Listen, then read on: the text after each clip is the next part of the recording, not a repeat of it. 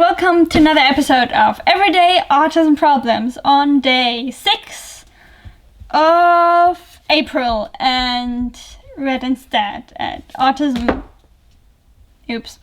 Acceptance Month and whatever else. And this episode's topic is school, which I thought I would make that video before school is way too long past.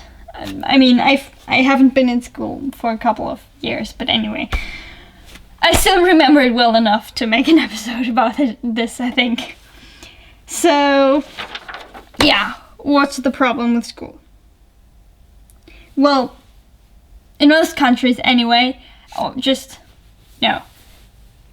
having to go into school is quite sudden. It's like, suddenly, on this day, you will go to school every day, not every day, but 5 days a week, and it's this huge change in schedule, and it just changes a lot of structure, and, well, that's exhausting.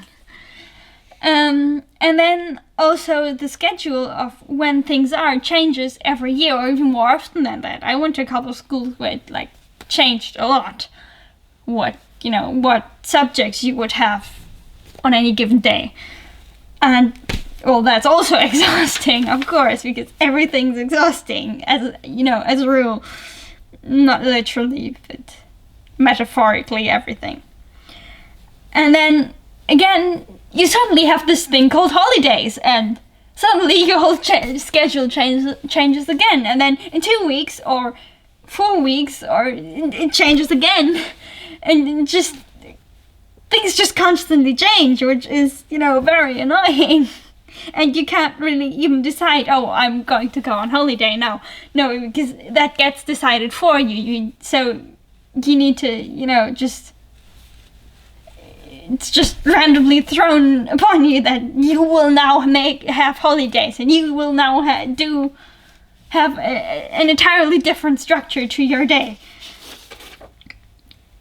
And then it also, they've already imposed that structure, and then they expect you to, be focused on certain things at a certain amount of time for a certain amount of time, and then very, very quickly transition from that thing to another thing that is also deemed important for some reason.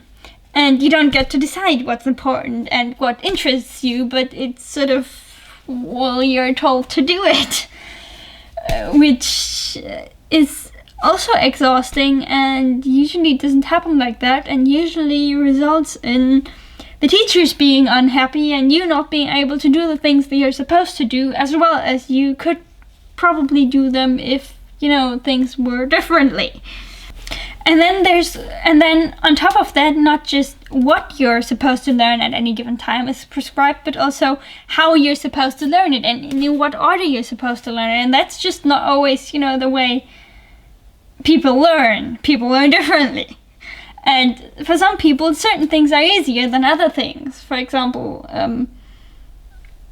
I could do quite complicated mathematical equations, but I still, couldn't figure out what 4 times 12 was or something. So autistic people quite often are good at different things than neurotypical people. So, and different things from what other autistic people might find easy. And so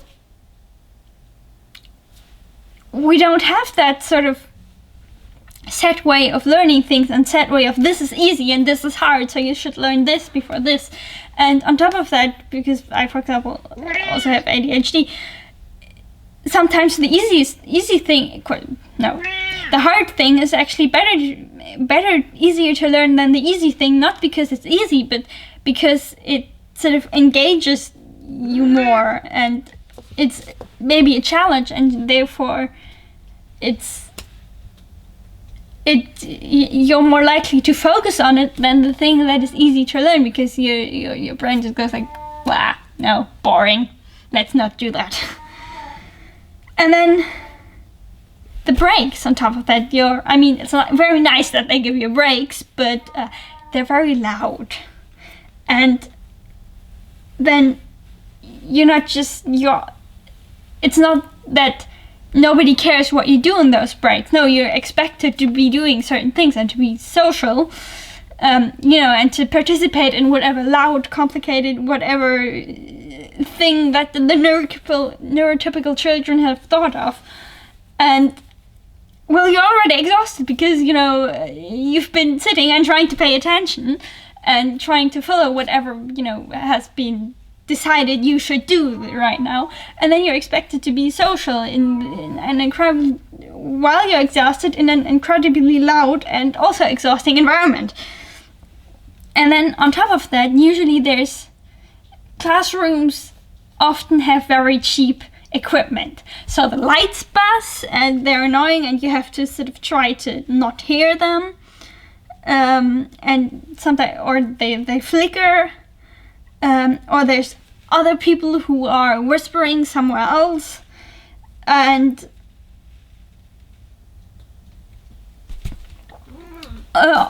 maybe the chairs aren't comfortable, or just different, or you're not supposed to, you get told off for sitting a certain way in a chair. And by the way, let's change how I sit. And all of that is also exhausting. Everything is exhausting. Of course, everything about school is generally exhausting, I think, in my personal uneducated but artistic opinion. Not uneducated in terms of I didn't go to school. I did. It just wasn't very nice.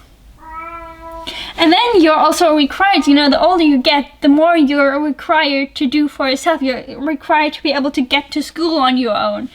And maybe at some point you're even required to drive there on your own, or take public transport to there on your own. And you're required to be able to, do your homework on your own, and organize the way you're learning, and remember things, and organize your stuff, and remember which stuff to take home and which to leave at school. And you sort of, after all of the classes and having to concentrate, you then need to be able to still concentrate and think, what have I got for homework? When is it due? What do I need to take for that? But in this case, a state of exhaustion. So usually that's just ends up in you forgetting stuff or taking stuff home that is heavy and therefore exhausting to carry, that you don't need. And then you come home from school and you're expecting or have to do homework while you're already exhausted and kind of just want to crawl into bed at that point. But no, because I don't know why, but apparently,